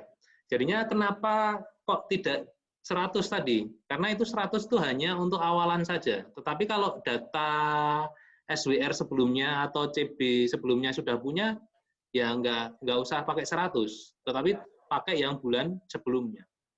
Gitu ya? Baik, Pak. Oke, nanti silakan dilanjutkan berapa SWR-nya. Nah, nanti SWR-nya dihitung sampai Desember. Coba dihitung di situ. Nah, berikutnya, di tabel berikutnya itu ada yang namanya water deficit bulanan. Nah, water deficit itu rumusnya ini, yang bawah ini, yang warna hijau ini. Water deficit itu adalah evapotranspirasi dikurangi dari jumlah curah hujan ditambah SWR bulan sebelumnya. Nah, jadinya, kalau rumusnya WD ini, di Januari itu berapa WD-nya? Siapa yang tahu? Ada yang tahu?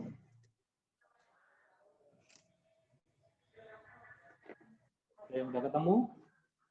Silakan kalau udah ketemu. Hasilnya itu, bentar Pak. 21. Ada yang udah ketemu? Silakan.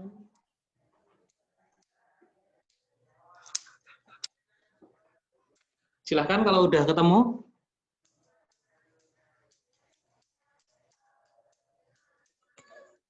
.394, Pak. Berapa? 394, Pak. 394. 94. Oke, dapat 394 dari mana? Untuk ETF-nya, Pak, 120, kemudian ditambah CH-nya 147, dan SWR-nya 127, Pak. 127. Oke. Kurang tepat. Ada yang jadinya WD di bulan Januari berapa? Untuk negatif bulan sebelumnya kan Mas Ahmad dulu, Mas Ahmad, silakan Mas Ahmad. negatif 127, Pak. 100? Negatif 127 defisitnya. Oke, negatif 127. Oke, kalau negatif 127 dari mana Mas Ahmad Lukmanto? Silahkan diterangkan temannya. Itu kan rumusnya evapotranspirasi dikurang CH plus SWR. Nah, evapotranspirasinya itu bulan Januari itu 120. Ya.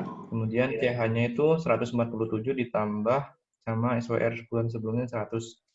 Jadi 120 dikurang 247. Jadi hasilnya negatif 127. Oke. Negatif 127. Negatif 127. Benar, Mas Ahmad Lukmanto adalah negatif 127 di WD bulan Januari. Nah, kalau di WD bulan Januari itu negatif 127, otomatis itu di sana itu terjadi apa? Water deficit atau tidak? Kalau nilainya negatif. Water deficit. Water deficit. Water deficit. Water deficit. Kita balik ke slide sebelumnya. Nanti dibaca detail.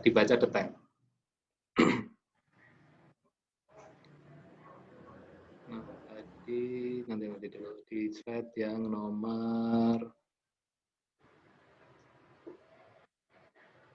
Oke, stop share dulu. Kayaknya ada satu slide yang kurang. Sebentar. Ada slide yang kurang.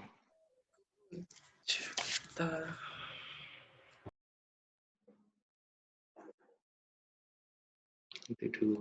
Sebentar ya, Pak. Kayaknya ada slide yang kurang nih.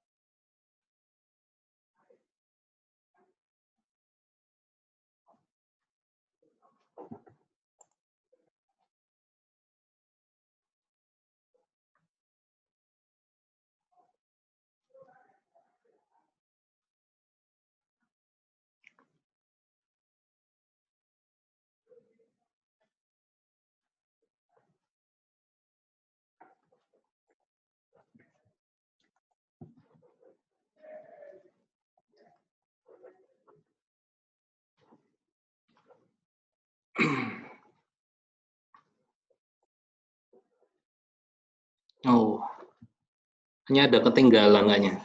Tapi kayaknya ini slide yang lama ya. Nanti dulu. Coba nanti saya carikan dulu. Saya belum ketemu. Jadi gini, teman-teman.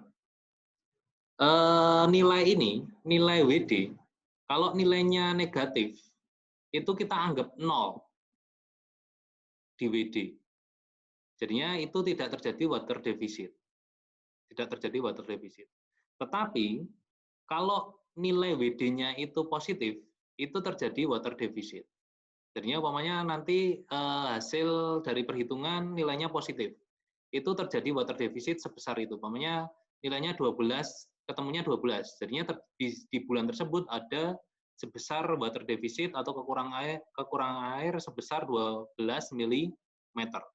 Jadinya di catatan teman-teman, jadinya nanti saya carikan dulu slide-nya, tapi nggak ketemu. Nanti kalau ketemu saya share. Gini, dicatat aja dulu, dicatat di catatan teman-teman dulu.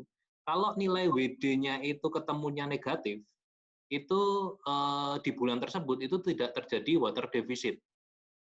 Jadinya nilainya nanti ditulis 0, jangan ditulis yang negatifnya. Tapi sebenarnya kalau teman-teman mau ingat berapa sih negatifnya atau kelebihan airnya di situ, boleh ditulis negatifnya. Tetapi kalau nanti teman-teman diminta ngitung sama atasan teman-teman atau koordinator teman-teman pada saat di dunia kerja, nanti dinolkan, jangan ditulis negatifnya, 0. Nah, kalau ketemunya positif, itu yang baru ditampilkan. Di situ besarnya water deficit yang terjadi. Oke, gitu ya. Oke, sekarang di bulan Februari coba dihitung berapa water defisitnya. Silakan. 0 juga, Pak. Karena dapatnya kenapa negatif berapa ketemunya? ETP-nya kan 120 dikurang curah hujannya 191 ditambah 127. Jadi 120 dikurang 318. Dapatnya minus 198. Ya, oke. Jadinya ketemunya minus 198 itu jadinya tidak terjadi water deficit. Tidak terjadi water deficit. Kalau nilainya negatif itu tidak terjadi water deficit. Tetapi kalau nilainya WD itu positif, itu terjadi water deficit. Berapa besarnya water deficit tersebut itu sama dengan nilai positifnya tadi. Jadinya ditulis kalau di situ. Oke, jadinya jelas ya ngitung water deficit ya. Ada yang masih bingung? Jadinya dicatat tadi, water deficit kalau nilainya negatif itu 0, tidak terjadi water deficit. Tapi kalau nilainya positif itu adalah terjadi water deficit atau di bulan tersebut terjadi kekurangan air di tanaman. Oke, jelas? Ada yang masih bingung sampai sini sebelum saya lanjutkan? Jelas, Pak. Jelas, oke. Kita ke water deficit tahunan. Water deficit tahunan. Water deficit tahunan itu adalah jumlah total water deficit. Jadinya, dari Januari sampai dengan Desember, bulan apa terjadi water deficit? Umpamanya terjadi water deficit di bulan Juni-Juli. Otomatis nilai water deficit Juni-Juli tadi yang dijumlah. Itu water deficit tahunan. Jadinya 2019 total water deficit berapa milimeter. Cuma tinggal jumlah aja dari totalan water deficit. Jelas? Berarti dia yang nilainya positif saja ya, Pak, dihitung? Iya, nilainya positif. Makanya saya bilang tadi, kalau nilainya negatif, tidak usah ditulis berapa nilai negatifnya. Langsung dinolkan saja. Gitu ya? Baik, Pak. Oke, sampai sini water deficit tahunan. Udah jelas? Kalau jelas, saya lanjutkan ke drainase. Sudah jelas semua? Sudah ya? Jelas, Pak. Jelas. Oke, kita ke drainase. Drainase itu apabila apa? Tadi kan kalau pori makro dan mikro itu sudah penuh air, tanah itu di pori makro atau mikronya udah penuh air, dia akan mengalami yang namanya drainase. Drainase itu adalah aliran air atau istilahnya kalau kita bilang terendam itu karena dia drainase. Karena pori makro dan mikronya itu hanya mampu menampung sekitar kurang lebih 200 mm. 200 mm. Ini untuk standarisasi aja ya. Standarisasinya itu 200 mm. Tetapi sebenarnya itu tergantung dari jenis tanahnya. Ya, kita anggap aja standarnya itu 200 mm yang sering digunakan. Nah, jadinya drainase itu rumusnya ini, yang warna orange, yang di bawah warna orange. SWR atau keseimbangan air, ketersediaan air bulan tersebut ditambah dengan curah hujan. Dikurangi dengan evapotranspirasinya dikurangi dengan 200. 200 itu adalah nilai yang saya bilang tadi, standarisasi dari pori makro dan mikro sudah terisi air, itu 200 mm. Oke, sekarang coba dihitung besarnya drainase di bulan Januari. Silakan.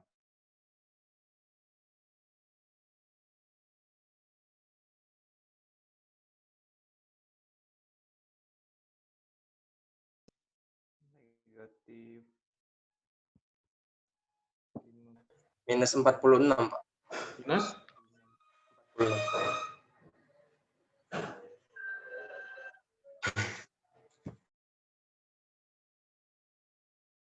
Ada yang udah ketemu?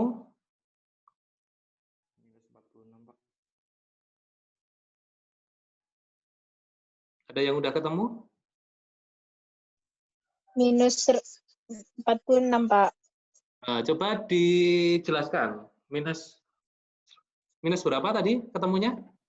Minus 46. 46, Pak. Minus 46. Oke, coba dijelaskan. Minus 46 itu dari mana? Dari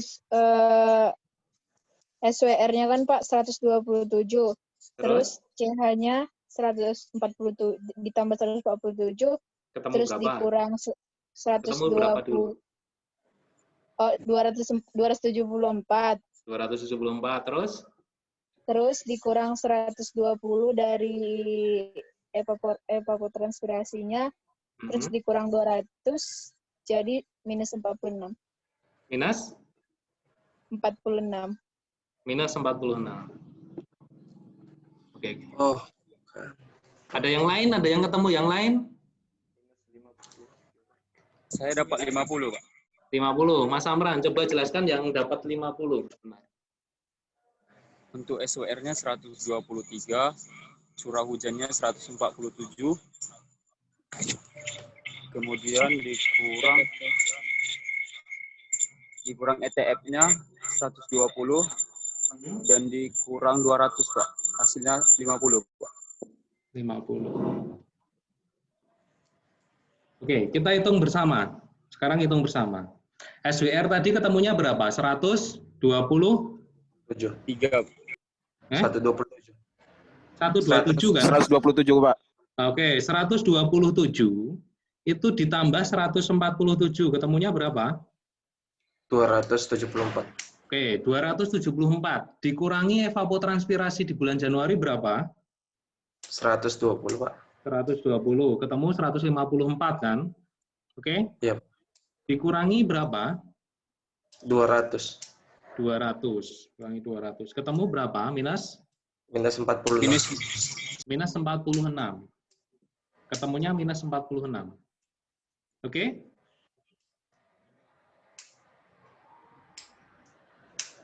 Jadi, di situ itu tidak terjadi drainase. Tidak terjadi drainase. Oke, kalau nilainya negatif, itu tidak terjadi drainase. Jadinya, nanti kalau ketemunya minus, di drainase ditulis 0. Jelas? Jelas? Sampai situ? Jelas, Pak. Oke, sekarang di Februari. Sekarang coba dihitung di Februari.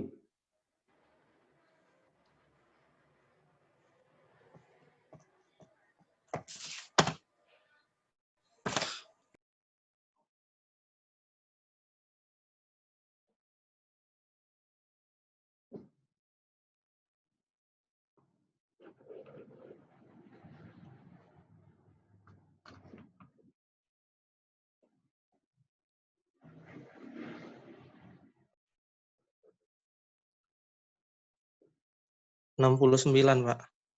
Berapa? 69. 69. Oke. Coba dijelaskan, Mas. Jadi apa SWR-nya tadi 198 di bulan Februari. Terus ditambah curah hujannya 191, dapatnya 389. 389 dikurang ETP-nya 120. Oke, ketemu. Sehingga dapat 269. 269 terus dikurang 200. Dikurang 200 berapa? 69, Pak. Oke. Drainase. Kalau ketemunya positif 69 itu terjadi drainase. Jadinya di situ terjadi kelebihan air di tanah tersebut. Terjadi genangan kalau di lahannya cekungan, itu terjadi drainase atau terjadi run off atau aliran permukaan di lahan tersebut. Nah, jadinya di situ udah kelebihan air, itu nggak masalah. Kalau untuk tanaman kelapa sawit, nggak masalah. Tetapi yang penting kelebihan air itu cepat hilang ya, nggak lama tergenang. Itu nggak masalah untuk drainase. Jadinya ingat ya, kalau drainasenya ketemunya negatif, itu anggap drainasenya itu 0, ditulis di tabel itu 0. Tetapi kalau nilai drainasenya itu positif, itu adalah nilai drainasenya atau kelebihan airnya. Kelebihan airnya. Jadinya kalau tadi ketemunya 69, itu adalah kelebihan airnya sebesar 69 mm. Nah, nanti bulan-bulan seterusnya silahkan dihitung buat latihan untuk menghitung drainase berikutnya. Nah, oke. Berikutnya, di sini yang kolom terakhir itu ada tulisan drainase total. Di sini ada tulisan drainase total. Nah, di drainase total itu adalah jumlah drainase bulanan yang positif tadi, yang nilainya positif tadi di jumlah total. Jadinya dalam 1 tahun 2019 itu berapa total drainase atau kelebihan airnya di tahun 2019. Itu dihitung, dijumlahkan. Oke, sampai sini ada pertanyaan? Tidak, Pak. Tidak? Jelas ya? Alhamdulillah jelas, Pak. Oke, jadinya nanti teman-teman buat latihan. Ini mungkin jarang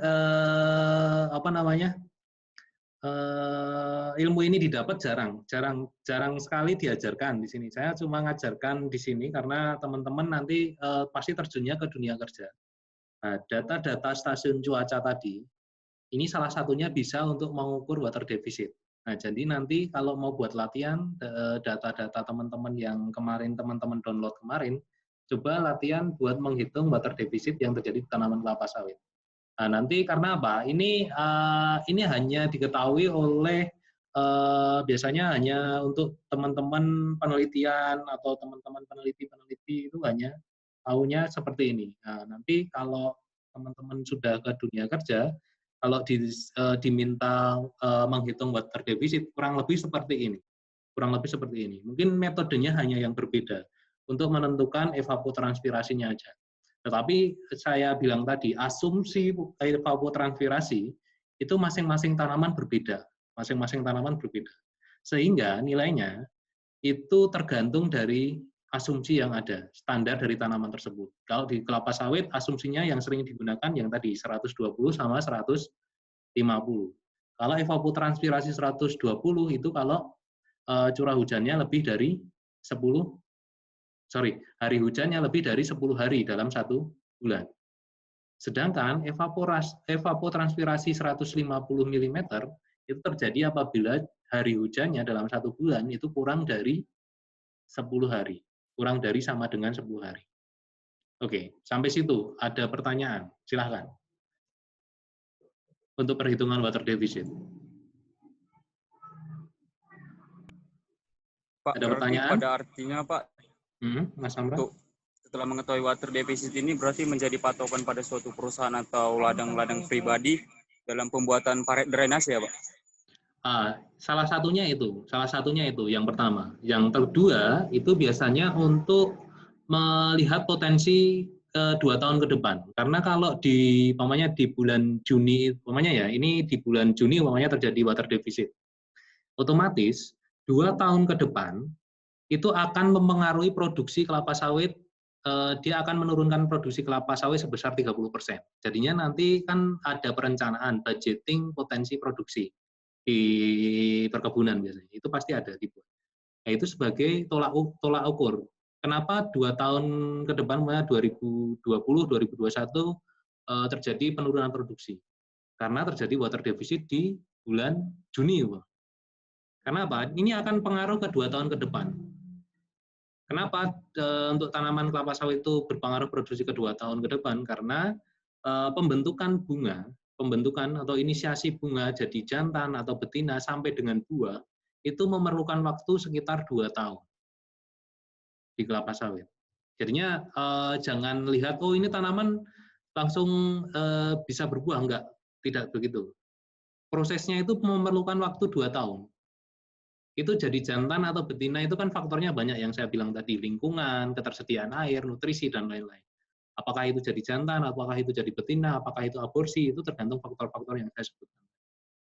Nah, salah satunya yang satu tadi, untuk antisipasi pembuatan saluran drainase, oke, juga bisa. Yang kedua, itu untuk mengetahui potensi produksi kelapa sawit ke depan.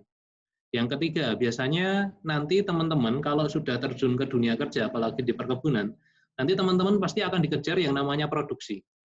Nah, kenapa produksi kamu jatuh? Nah, apakah pengaruh terhadap ketersediaan air atau enggak? Nah, nanti kita bisa cross-check dari data-data seperti ini. Gitu ya. Sebenarnya datanya simpel, tetapi fungsinya banyak. Gitu. Karena mungkin nanti kalau punya atasan, dia akan mempertanyakan, kenapa produksi kamu turun? Alasan kamu apa? Kamu kalau alasannya nggak logis, umpamanya, oh ini mungkin Pak terjadi hujan lebat di tahun sekian. Nah, hujan lebat itu definisi hujan lebat itu berapa mili? Apakah dengan terjadinya hujan lebat itu terjadi penurunan produksi atau kemarau panjang itu mempengaruhi produksi? Nah, kalian harus hitung yang namanya water deficit ini. Ini sebagai data pendukung kalian, sebagai alasan data pendukung kalian. Tapi ya harus memperhitungkan ini semuanya. Gitu. Oke, pertanyaan yang lain, ada yang lain yang kurang jelas?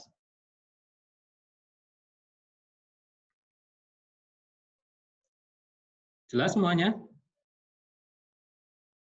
Atau masih ada yang bingung? Sudah jelas, Pak. Oke, sudah jelas.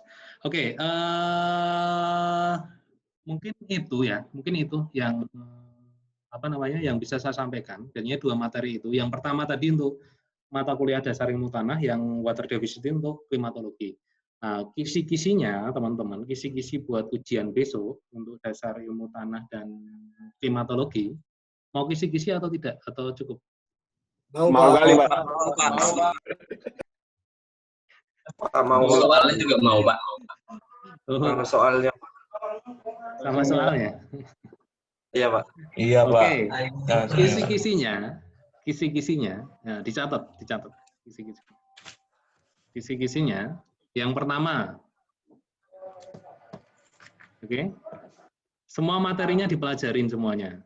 Materi yang saya kasihkan dipelajarin. Yang kedua, banyakin berdoa di situ, ya. Banyakin berdoa, berusaha semuanya, ya. Kalau soalnya itu nggak masalah, semuanya udah ada di materi yang saya share.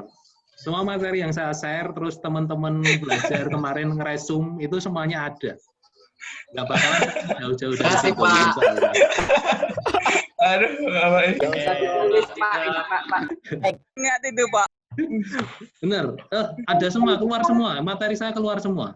Tenang aja. Siap, Pak. Siap, Pak. Pak, kalau boleh tahu soalnya objektif atau esai, Pak? Oh, multiple choice atau esai?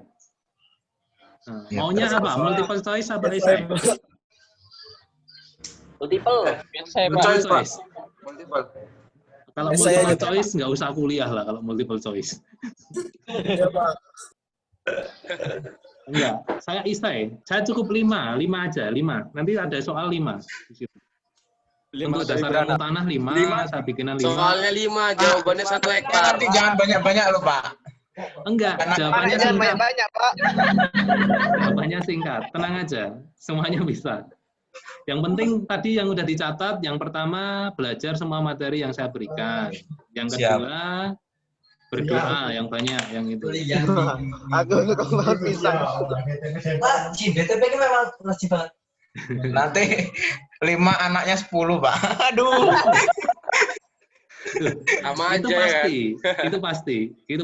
Pasti pula. Aduh, jadi kan. Aduh.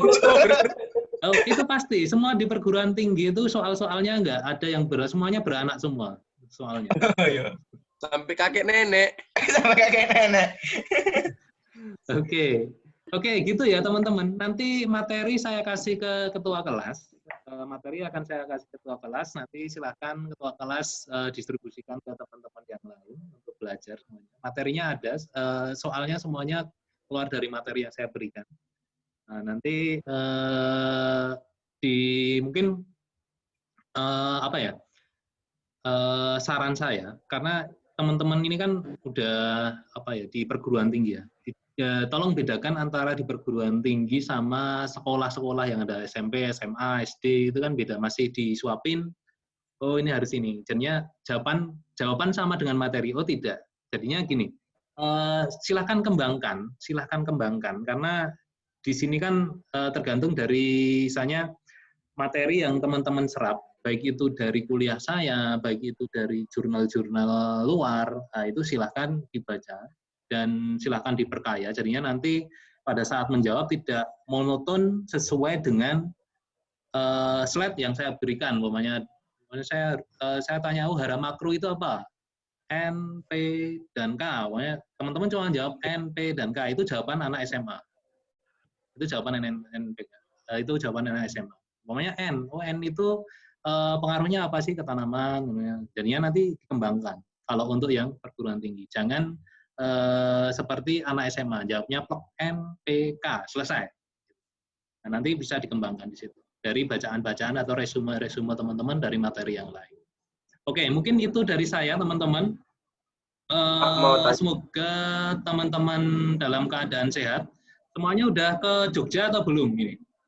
Sudah, Pak. Sudah, Pak. Oke. Tetap jaga kesehatan karena sekarang Jogja zona merah ya. Zona merah, tetap jaga kesehatan. Ingat 3M tetepan. Jadinya tetap hati-hati semuanya. Semoga diberi kesehatan, kesuksesan buat mengerjakan ujian besok, 2 minggu depan ya, 2 minggu depan untuk ujian besok. Semoga teman-teman sukses semuanya, mendapatkan nilai yang bagus. Jangan, ini semester awal. Kalau semester awal jangan malu-maluin orang tua lah IPK. Itu ya. Gitu. Oke, tetap semangat teman-teman. Mungkin itu dari saya. Ada kurang lebih saya mohon maaf. Mohon maaf banget karena hari Minggu teman-teman harus belajar lagi kan, seharusnya weekend kan. Tapi weekend pun mau kemana kan. Oke, itu dari saya. Ada kurang lebih saya mohon maaf. Assalamualaikum warahmatullahi wabarakatuh. Selamat sore. Selamat sore, Pak. Terima kasih, Pak. Waalaikumsalam. Waalaikumsalam. Waalaikumsalam warahmatullahi wabarakatuh. Mohon doanya, Pak. Ya. Doa direstui.